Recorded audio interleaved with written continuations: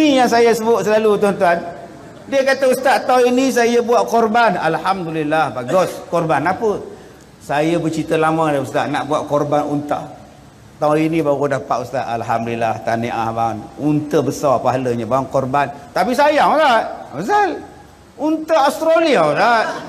Tak dapat unta Arab. Asyik, kenapa pula? Yelah Australia ustaz, tak tahulah Islam ke tidak unta tu. Saya cakap, abang cuba cek tengok dia bersunat ke tidak. Kalau bersunat, insya-Allah. Takkan itu kau nak tanya binatang Islam ke tidak.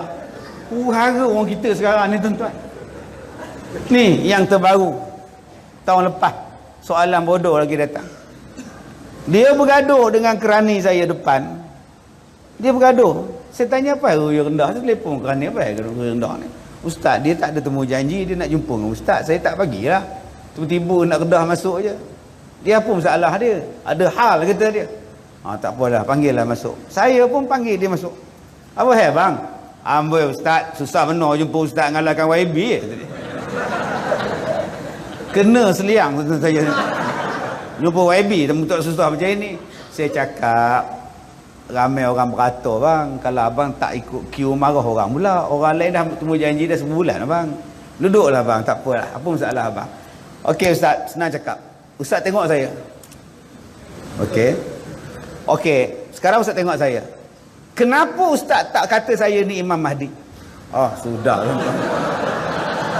Ustaz bagikan alasan kepada saya kenapa saya bukan Imam Mahdi. Saya kata wayar putih pula dah. Orang lain cakap saya bukan Imam Mahdi, sedangkan saya ada ciri-ciri keimaman Mahdian itu, kata dia. Saya kata, saya tengok badan dia tegap, orangnya besar dia ni, kalau dia rimbuk saya tak bangun dah saya tuan-tuan. Kalau saya kata dia bukan Imam Mahdi, mau dia cekak saya buat smackdown. Saya cakap dekat dia, abang nama apa? Saya tengok abang bulu kening tu bercantum, macam ciri tu ada lah.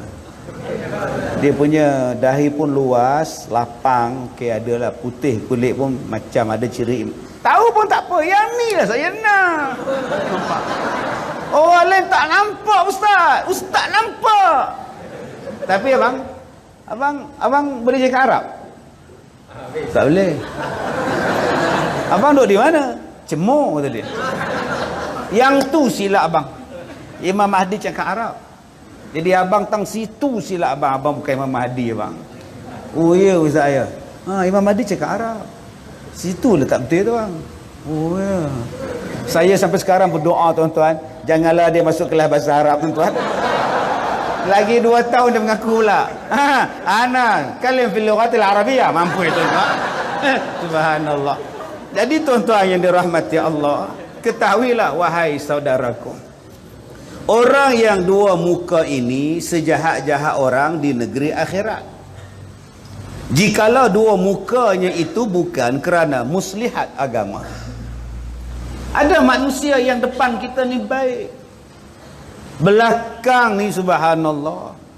Sebab tu hari ni manusia dia melihat kepada packaging, labeling. Orang kita melihat kepada packaging ni masalah. Sedangkan Tuhan tidak melihat kepada luaran kita, packaging kita. Nak buat apa nama package macam mana? Kita sekarang melihat. Tuan-tuan tengok saya pakai baju pink pula. Tak ada. Pakai ceramah pakai baju batik pink pula. Macam orang Kelantan. Macam orang Kelantan. Pink nampak. Tuan-tuan nak banding dengan saya dengan Datuk Nurdin ni tuan-tuan, menang dia. Dia dengan jubah, Tan Sri dengan jubah, saya dengan baju batik. Dia orang ni lebih bertakwa daripada kita. Tengok serban, tengok selempang pula. Allah, yang main ceramah tu pula songkok GST. Ni songkok GST ni, geng songkok tinggi. Kompom tak ada iman, lemah iman. Dah, Islam dia tak, Allah Ta'ala dia tak tengok pada luaran macam tu.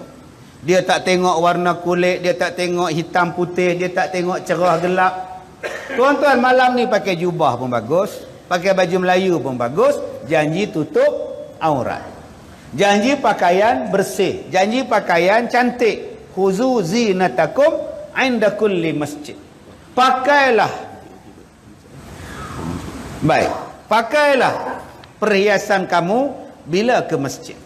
Pakaian Tan Sri Datuk ni, inilah tercantik bagi mereka. Jubah beli kat Madinah, silakan. Pakaian Abang Haji kita ni, inilah yang tercantik pada dia, silakan. Saya bawa 8 lai baju tuan-tuan, nak ceramah sampai hari Ahad. Inilah pakaian saya yang tercantik 8 lai pada rumah. Saya pakailah. Allah kata pakailah yang tercantik bila datang ke masjid. Huzu zinatakum 'inda kulli masjid. Dia tak tengok luaran, yang Allah Taala tengok dalaman hati kita. Bersih ke, hitam ke hati kita. Jadi tuan-tuan yang dirahmati Allah, nak tengok baik tak baik pada agama, bukan letak pada songkok, bukan letak pada serban saja. Allah kata dalam Quran, ara'aital ladzi yukadzibu biddin. Kamu nak kenal tak pembohong dalam agama? Pembohong dalam agama ni ialah siapa? Orang yang tak peduli anak yatim, orang yang tak bagi makan kepada fakir miskin. Itu namanya pembohong di dalam agama. Walaupun saya pakai jubah, serban besar bakui, anak yatim saya tak tolong, fakir miskin saya tak tengok, saya pendusta, zul wajhain. Yang kita duk baca ni, Allah duk terang kepada kita, zul wajahain. Kamu nampak Islamik, anak yatim kamu tak peduli, fakir miskin kamu tak kisah. Namanya zul wajahain, dua muka. Yang kedua, apa dia yang dikatakan dua muka lagi? Bakhil, kedekut.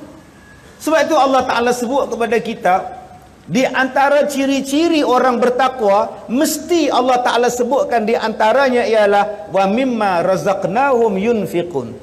Al-Baqarah ayat 1, ayat 2, ayat 3. Alif Lam Mim, zalikal kitabu la raiba fi hudal lil muttaqin. Petunjuk pada orang bertakwa. Siapa? Allazina yu'minuna bil ghaib, percaya pada ghaib, orang yang beriman. Yang kedua, yang mendirikan salat. Yang ketiganya ialah wa mimma razaqnahum yunfiqun, orang yang Allah bagi rezeki dan dia infakkan pada jalan Allah. Sifat orang bertakwa. Maknanya tuan-tuan, kalau kita ni ada wang, ada harta, tak infak, belum bertakwa. Tadi saya sebut pada tuan-tuan, Ali Imran 133, 134. Cepat-cepat bertaubat. Allah sediakan syurga seluas langit dan bumi. Disediakan bagi orang yang bertakwa. Disediakan bagi orang yang bertakwa. Siapa orang bertakwa? Tuan-tuan jangan bayangkan syurga ni seluas macam masjid ni. Masjid ni siapa yang lewat duduk luar, penuh. Siapa yang lambat duduk di luar. Siapa lambat tu duduk bersila kat lantai bawah, dia tak boleh masuk lah. Tuan-tuan boleh tak kalau masuk syurga, boleh tak sesak macam ni? Ada tak malaikat duduk tepi pintu syurga, minta maaf ya, syurga penuh? Ada agak-agak dialog tu, ada skrip tu. Malaikat duduk dekat pintu syurga, minta maaf, syurga penuh. Siapa suruh lambat? Penuh. Lambat keluar, kata dia. Makcik tu cakap, takkan satu tempat tak dapat malaikat, satu tu makcik je. Makcik nampak tak yang last kali tu, punggung dia betul-betul dekat pintu syurga, makcik.